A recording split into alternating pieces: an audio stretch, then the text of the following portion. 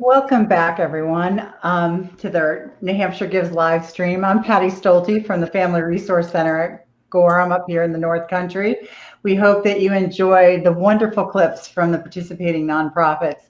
It's great to learn about the amazing work that's happening right here in our very own state. Have you been watching the numbers climb? We're at 1.8 million right now. It's really exciting. We have 545 organizations and 6,330 donors. Thank you, New Hampshire, for showing us your spirit and your wonderful generosity. There are still 5 chances to get your donation matched through the site-wide match made possible by New Hampshire Charitable Foundation and its donors. We love, especially here at the Family Resource Center and in the North Country, love the New Hampshire Charitable Foundation. Get ready to give tomorrow, 8 a.m., 9 a.m., noon, 3 p.m., and 4 p.m. In addition, check out the matches page on New Hampshire Gives to learn about the currently active matches for individual nonprofits. And don't forget about the prize incentives. Giving to your favorite nonprofit at any time during New Hampshire Gives enters them into a random contest for the golden ticket. Overnight, we'll have the Night Owl golden ticket between 10 p.m. and midnight, and the early bird golden ticket from midnight to 6 a.m. for you night owls. For every online donation an organization receives during those time frames, they get entered into a drawing at midnight and 6 a.m. All online donations also count towards the end of the day prizes, where organizations with the most dollars raised online and the most unique donors win regional and overall prizes. In addition to the golden tickets, don't forget the P2P prize, which is given to the organization that has raised the most dollars through peer-to-peer fundraising between 5 a.m. today and 10 a.m. tomorrow morning. And nonprofits who submit a screenshot of the New Hampshire Gives media post that they're posting between 5 p.m. Today and 11 a.m. tomorrow will be entered into the drawing for the Show Your Spirit prize. All screenshots may be submitted prior to 11 a.m. on June 9th. See the incentives page on newhampshiregives.org for submission information. Speaking of prize, we should have a winner to announce for the Primetime Golden Ticket. And I think, did we already do that? I'm pretty sure that that's what Deb did, but it's on my script. So I will just say congratulations to the Primetime winner. And now, like what we are here for, as you see the 4 of us, it's to talk about our own nonprofits. We are from the North and the Lakes region. And we have our guests, as you can see, which is Lori Langua from the North Country Education Services, Elisa Riley from Kismet Rock, and Leslie Diane from Tapley Thompson Community Center. Thanks, guys, for coming along and joining us. Lori, first up, why don't you tell us a little bit about your nonprofit? Sure, I'd be happy to. Good evening, everyone. I do consider myself a night owl, but this seems rather late, so thank you, everyone, for hanging in with us. I'm Lori Langua, the Executive Director of North Country Education Services, and I've been with this organization for 26 years now. Having spent so many years here, I've had the opportunity to see the impact the agency has made over time and the important role that we play in bolstering public education in the region. Like Patty's organization, we're located in Gorham, New Hampshire, just a few miles up the road from her. We serve the 11 school administrative units in the northern half of the state. I'll just do a quick prop here to show you what that looks like on the map. So you can see geographically, it's about the northern half, just about perfectly in the middle of that. That's all the school districts in Coos County, and then some in both Upper Grafton and Upper Carroll counties. So we work closely with 51 principals, 11 superintendents, directors of special services, the IT directors, and other school leaders. In terms of educators, we serve about 1,000 educators, and then probably about another 600 paraprofessionals.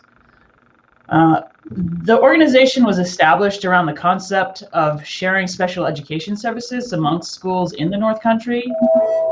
We are going to be celebrating our 50th anniversary this coming October, and nearly 50 years later, I feel like I'm hearing a train. That's me. Oh, okay. Sorry.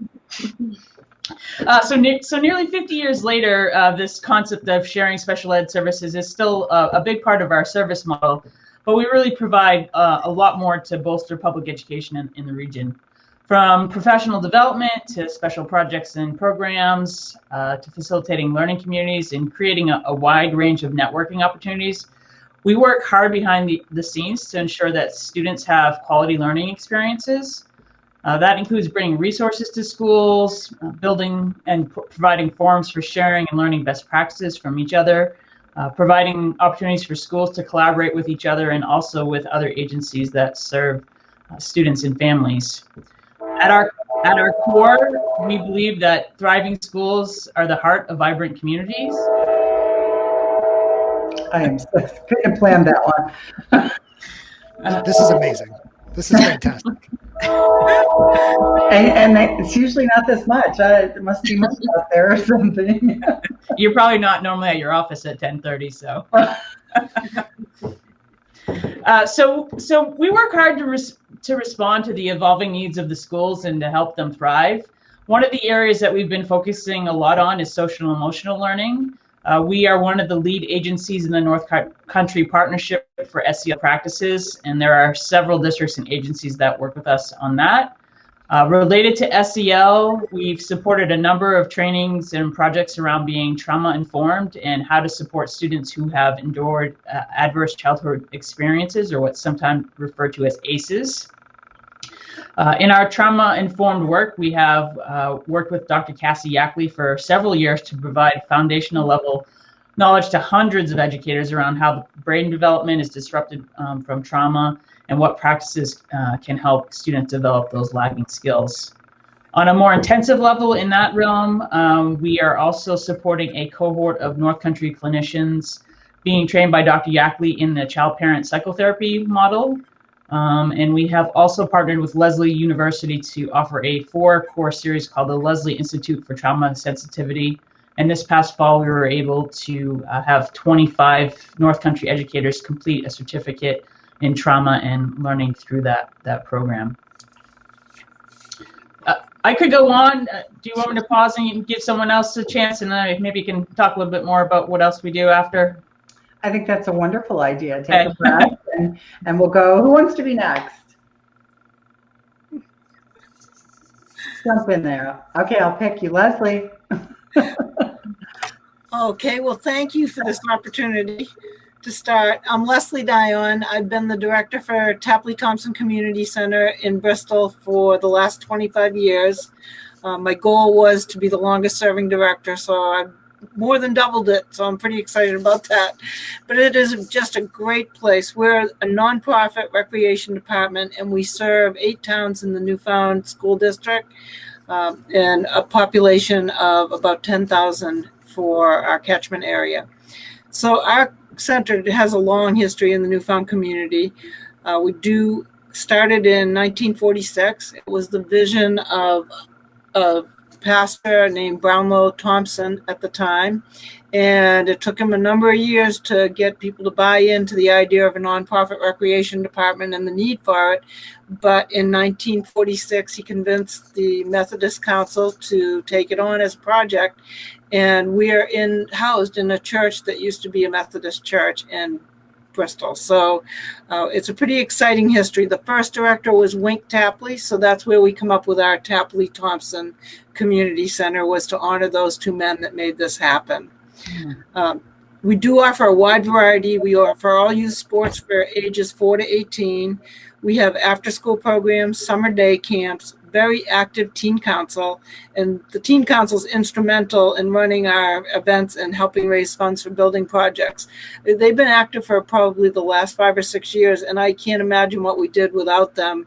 If we had to do the events that we do without them now, I don't know how we would manage, but it's just a great connection with the high school students that we have. This year, we combined with the Bristol Police Department and formed Newfound Every Child is Ours program. And that program provides food for children that may be food challenged on the weekends. The need is great here, and we're up to 140 bags per week, and we deliver to the schools, and the bags are handed out by guidance and the nurses for the kids to take home on weekends. And it's things that the kids can prepare easily themselves without having to cook anything. So, and one of the coolest things is one of the elementary students, when he got his first bag, said that he was just so grateful, and he told his teacher how much it meant to him that people he didn't even know truly cared about him. So it's been a pretty rewarding program. This is our first year, and we're pretty psyched about that. We are known for some unique programming. One of our current success stories is our award-winning Westward Bound Teen Expedition. And this is a program that we started 13 or 14 years ago now. And what we do is we take 12 eighth graders that will be incoming freshmen in the fall, and we work with them throughout the school year to plan a trip to national parks out in the western part of the United States. And the high school principal, Paul Harris, is one of the people that are on the trip, a middle school teacher, the community center director, and a high school teacher, which has been the English teacher. It's been a number of different staff out at the high school. And we work with the kids throughout the winter to plan the trip. They get a half a high school credit for their participation as an extended learning opportunity. And we also take two prior participants as mentors for these kids, so that as they come into the high school, they have a couple of familiar faces that have already been working with them on what it's going to be like to transition. And the children that get picked for the trip or offered the trip are the ones whose families would never have that opportunity to travel. And one of our goals was, we live in such a rural area, and our kids don't have a big sense of what the wider world is. Mm-hmm. And what we found after our first year doing it is a lot of them have never even been in a restaurant before. Many of them have never flown before. So these are all new experiences that allow them to take on some leadership opportunities. But to me, the most critical piece of it is the relationship that they build with Paul Harris, the principal at the high school, because many of these kids could have been very challenged academically and struggling when they got to the high school. And because of those connections that they make, they have thrived. And now when you look at the kids that are getting the awards at the end of the year, we're saying, oh my goodness, look at all the Westward Bounders that we have that have just done so well in high school. And I truly believe that he and the high school teacher make all the difference. I'm kind of behind the scenes planning, but those connections are so critical. And then one of our signature events is our annual Santa's Village. So 2020 was the 66th year. That was one of the Wink Tapley's original programs. And it's absolutely magical. The whole upstairs of our building is transformed into a mini village. And it's complete with buildings, Santa, Mrs. Claus, and lots of elves. And our elves experience a real world learning environment because they have to apply, and they can only be 4th or 5th graders in order to fit in the costumes. So they have to apply, they have to go through an application, do an interview, and then they get an elf manual and have 2 elf trainings, and then they're ready to perform for their day of Santa's Village over the 3 days. So it's a pretty cool experience, and most kids can tell you exactly who they were as an elf, whether it be happy or there's so many different jingles, but it's something they remember forever. So, but clearly we could not be successful without the volunteers that we have. Our volunteers do all of the coaching of our youth sports, help with building projects, come and fill the weekly food bags, and do so much more. We couldn't do what we do without that. And so it's just a great place to live and work. And I'm happy to share our wonderful TTCC memories from our past 76 years. Well, thank you. That's lovely. And it's a perfect segue into Kismet. Mm. And Alyssa Riley, can you give us a little insights on your nonprofit? Absolutely, Patty. Thank you to New Hampshire Gives for having me. Yeah, it's great to be among such experienced directors. I myself am very new into the role of executive director. And so my name is Alyssa Riley. I'm the ED of Kismet Rock Foundation. I mean, we are a nonprofit, pretty small nonprofit based up in North Conway, New Hampshire. And Kismet offers full scholarships for an education in technical rock climbing to economically underserved youth across New England. So from both rural areas and urban areas. So we work with students from Boston, Manchester, Portland, Freiburg, and then Gorham, Berlin, Bartlett. Right now are our sending schools. And we really try to bridge some cross-cultural divides and have different students build relationships with other people and students that they would never come across necessarily in their own school system. So we work with kids from all over New England, and our aim is to really nourish the physical, intellectual, and emotional development of our students through the education in technical rock climbing, but also through the cultivation of a loving, family-like atmosphere. And so our students, they come to the program for 1 week of summer for 4 summers, and everything is included. There's no cost to them. The scholarship is for 4 years, 1 week each summer. And that's, the rock climbing guides. We subcontract out with Cathedral Mountain Guides and their professional guiding service based here in North Conway as well. And so, housing, transportation, food, we try to eliminate all barriers to participation. And we get the kids up in North Conway, and over that 4 years, they go through a very carefully designed climbing curriculum. And so Kismet's been around for 22 years. And within that time frame, the education curriculum within the technical rock climbing is very specific to each individual student, and it builds upon itself over the 4 years. And so that's an amazing part of the program. But as I said, it's really that family-like atmosphere that we try to cultivate that makes a big difference and makes the strongest impact. So those kids that come there with that same group for 4 summers, and they really get to know one another.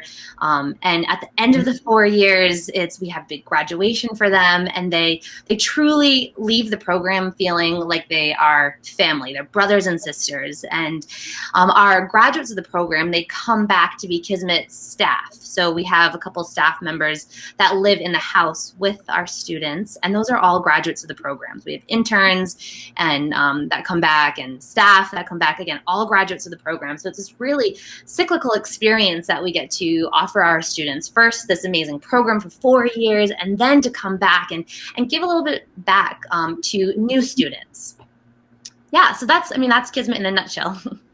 Well, and it's interesting. There's a nice common thread going along between the 4 of us, which is about youth and investment and good futures. So I'll tell you a little bit about the Family Resource Center before I open up to discussion.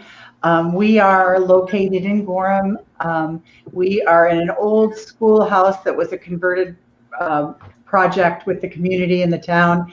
And we have grown since 1997, and actually really a lot in the last several years, into 5 locations throughout the North country. So we cover all of Coos and Northern Grafton. And what we do primarily is we have a mission to build stronger or healthier families and stronger communities. And we do that through evidence-based home visiting, and which is a tool that has been really big in the prevention movement of helping families and helping parents get what they need to provide strength-based support to their families. We had a very critical year, as many other people did through the pandemic, but found ways to really address some crises in our area. And it made us, I know everyone's using that word pivot, so I'm getting tired of it, but we pivoted and we kind of became a little bit of a lot of things. We were doing concrete supports for people who were getting evicted, and until some of the larger sponsorships came from different federal funding and so forth. So we were really dealing with many more things than we normally deal with, and we didn't stop. We stayed active through the pandemic. We have our offices in Berlin, Gorham, Littleton, Lancaster, and Colebrook that are basically family resource centers. And this year, a really exciting thing has happened to us. We have become a family resource center of quality. Right there, which is an interesting certification. I think of all that we know, different certifications. This is Family Support New Hampshire is a statewide group, and it really has family resource. We have, even in the North Conway area, there's Children's Unlimited or Children Unlimited, but we have these great centers that support families that are networked, and we all do a lot of similar types of work and foster that same, preventative, helping to reduce abuse and neglect, and building resilient children by building resilient parents, and then building really important contributors to our communities. So we strengthen our communities.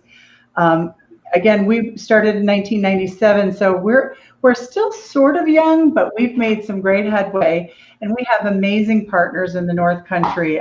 Lori, of course, is one that's involved in an organization called the COAS Coalition for Young Children and Families, and that's a group that really brings us all together to make sure that we are partnering and not being duplicative, and making sure that the things that we work on are all together and collaborating. So we've really made some great headway through our own organization and through our partners and collaborations. I wanted to share a couple quotes that I had from parent surveys that we get from our home visitors and our family support specialists, because it kind of tells the story of what we really are trying to achieve. One family noted that they had a little help from the Family Resource Center that made a big difference in my life, dealing with the pressures of being a new mom and not having any family in the area. We have a program called Health and Families America, and that deals with young moms, high risk, of course, from prenatal all the way through to age 8, and we follow them and help them. Well, not follow them. We work with them. We follow them. No. And we help, support that individual that maybe would go a different route. We do have, other than preventative programs, we do work with DCYF on some of the programs where there has been a finding of abuse and neglect, and we work to do supervised visitations to bring parents and families to reunification.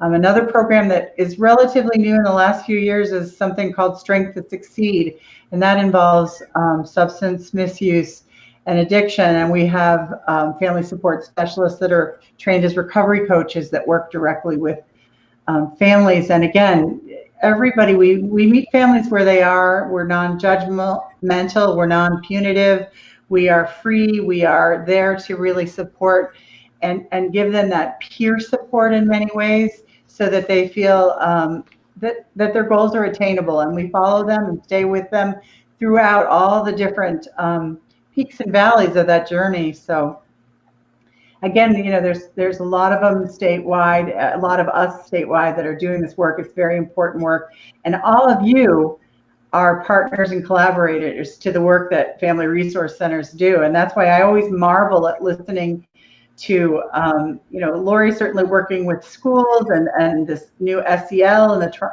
trauma-informed care, all these pieces, having schools link with our family support specialists and working with families and making sure that they're successful in school. Community centers that mean so much to helping a child stay safe, after school programs, which we've also had here as well, that keep support working parents and keep kids active and safe. And then, Alyssa, with Kismet, when I looked at your website, and I was just amazed at the kinds of things. It almost seems like such a no-brainer, but yet great kids to be active. And I love, there was a quote actually, it said about giving these kids the chance to freely develop their individual human potential. And it struck me like a lot of our organizations and partners do things, the interventions that help, but you're really doing something that I think is super unique in the fact that you, are helping them develop on their own and find this inner strength. I think that's what it is. I mean, and would you describe it as that? I'd love to. Yeah. Go ahead. Yeah, absolutely. I think that's what makes Kismet really unique. We're not we don't claim to do therapy. We don't hire therapists. We work with students who just don't have the opportunities to, like I did growing up, to do something like rock climbing or anything, that you get to recognize parts of yourself that you may not have if you didn't have those opportunities. And so, through rock climbing, but also just through the relationships and the shared experiences of Kismet, students really get to recognize different aspects and facets of who they are that maybe were, in the shadow a little bit. And so we're just trying to help our students shine a light on all of the great things that they have to offer. And yeah, I mean, we definitely, I think that, we cross, or we intersect with trauma a little bit at times. And I've attended one of Cassie Yackley's trainings, if I'm saying her name right.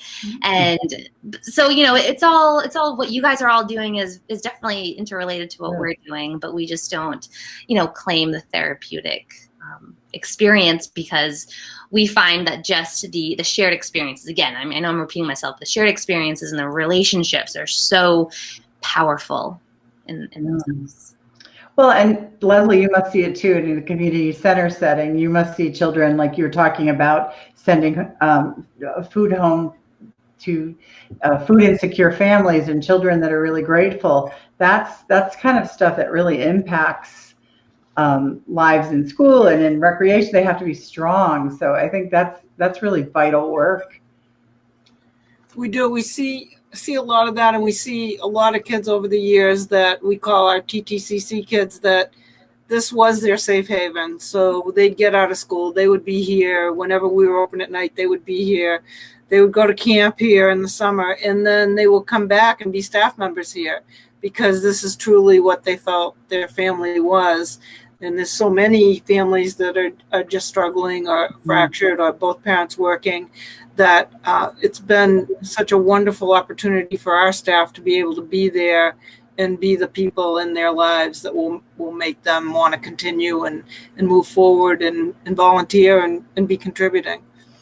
It's building better futures. It really is great. And then Lori, through education, I was wondering, partly there's been a lot of changes in education, and I was wondering, as sort of a convener, has your job gotten more difficult or in some ways easier in this environment? I mean, a little bit of both. I would say if there's been a silver lining to the pandemic, I think the ease of using Zoom has really made collaboration and more engagement from the 51 principals that we serve a little bit easier. So in that respect, I think there's more communication happening more regularly than before when we were trying to convene in person. So that's been good. Yeah, it certainly also means a lot more meetings, because we have time for more meetings now that we're not traveling all over the place. Yeah, very true. But overall, that is a plus to it. So it wasn't all bad. Well, and I think that the other common thread that I heard among us was about the challenges of being rural or in a rural community. And I'd love if everybody would just sort of talk about that. I know for us, it's families have a lot of difficulty with transportation and connecting to quality health care and to different services they need. I wonder what how your rural location and sort of the setting you're in has affected all of you. I can jump in. I mean, a lot of the professional development that we offer, of course, is on evenings and weekends, or pre-COVID it was anyway. And so our geographic area is pretty large. So for our folks up in Pittsburgh, it's nearly a 2-hour drive to get to us. So that, I mean, that is a challenge. And I feel for those teachers that have a long way to go to participate in the live and in-person events.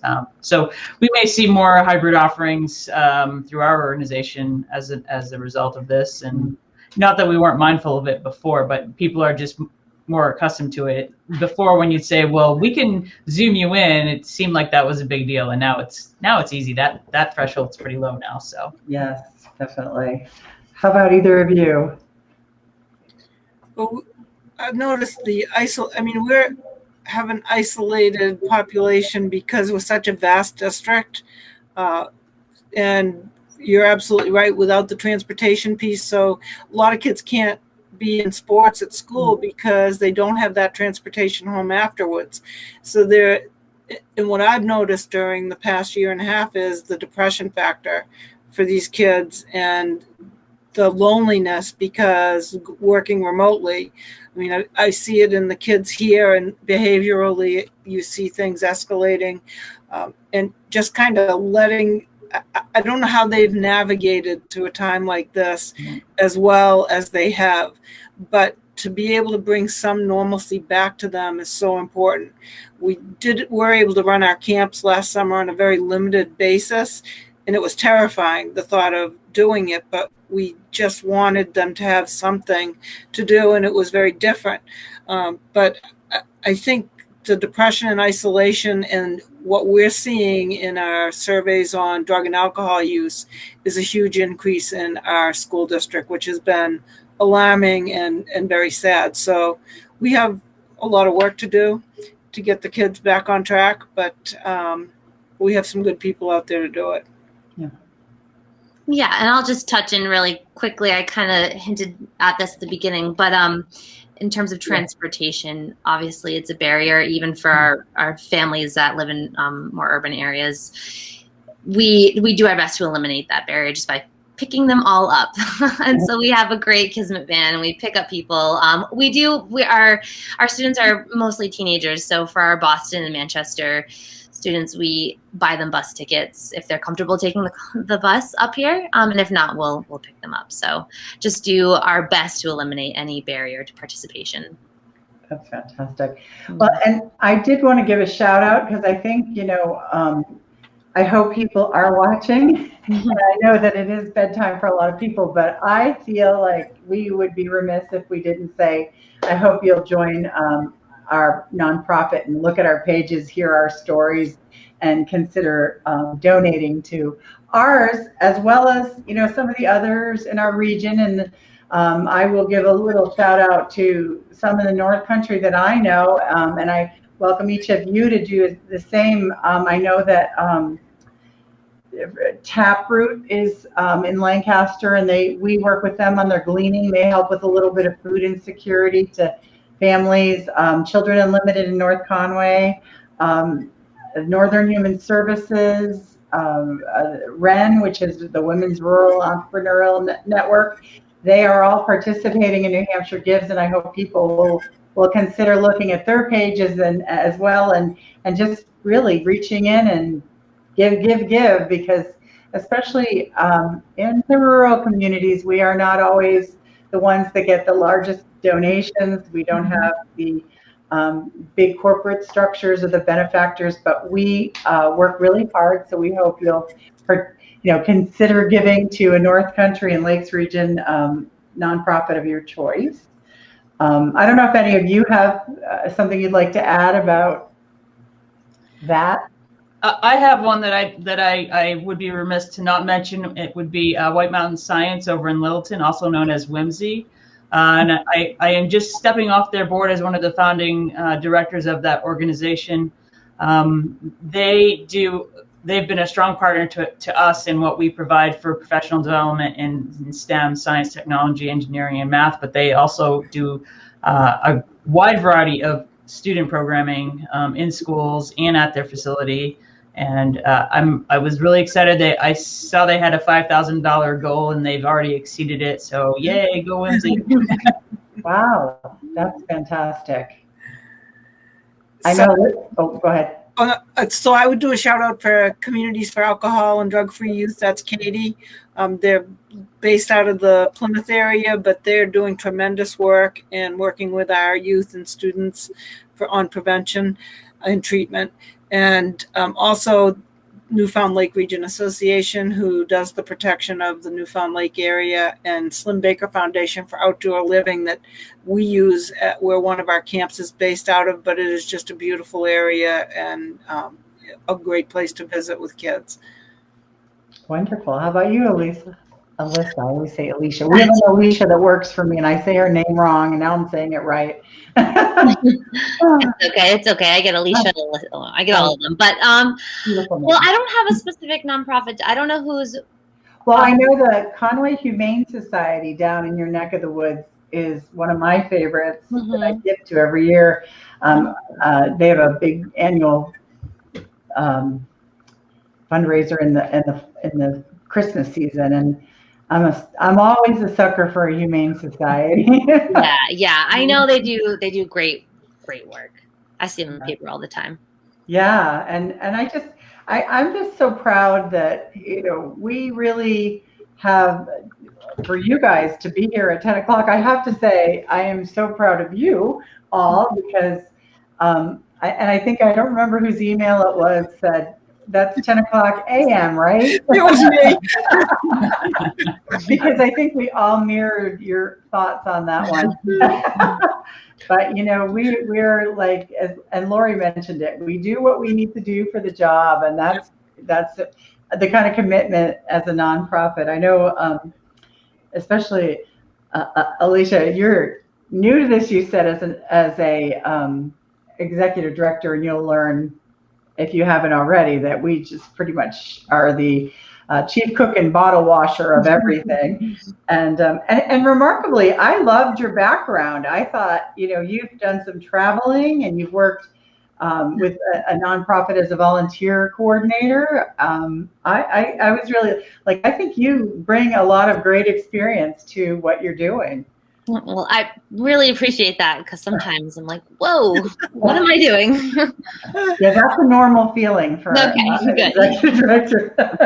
You get used to that after a while. All right. Well, I don't know where we are in all this, and I don't know if, I think we go to 11 and we're getting close. So I just would say we have 8 minutes, and if there's anything anyone else wants to add, we can wrap up. We can wrap up when we're ready. Okay. Well, last minute words of wonderful cheer and pleas for donation from each of you.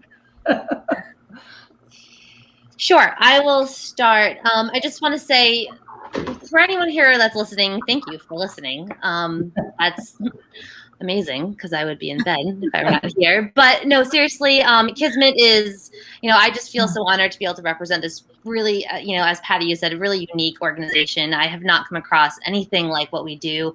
So please check out our website, kismetrockfoundation.org. We are a small nonprofit, so, the smallest donations really do make a difference. But at the very least, I hope that you can take a little bit about what I described, and if you know anyone who would be interested in what we do, spread the word, because it's really hard for us to kind of publicize and advertise what we do just due to the sensitivity of our students and trying to be respectful of them. So thank you all for this opportunity. That's all. Anyone else? Yeah, I can jump on. I guess I would say, the best part of the job for me is coordinating the learning opportunities for educators and getting to see their growth and development over time. We have some participants that are repeat guests, and we, they keep coming back to learn more strategies and are just always trying to hone their craft. And I noticed one of them recently was awarded the 2021 STEM Teacher of the Year. And it just, seeing those dedicated teachers is great, and supporting our organization just will allow us to keep providing those experiences, keep advocating for resources, and keep working to provide the best opportunities to kids in the North Country. So we want to keep being there for all those students and teachers in schools. Thanks. Leslie, anything? Yeah, I'm just grateful to New Hampshire Gives for this opportunity and all the hard work that you do to benefit all of us. And kudos to all of the organizations tonight that are on here. You do wonderful work, and I just always feel so blessed to be able to be in this job and see the difference that you can make with the youth and adults in your community. So kudos to everybody. Right, great. Thank you. And thank you to New Hampshire Gives and to Chris, who's been our little man behind the scenes, and Kathleen and Deborah, of course. And go to the Family Resource page and give. Thank you all. And thank the four of you. It's been a pleasure spending this hour with you. Thank you. Thank you so much, Patty. Well, You guys were fantastic.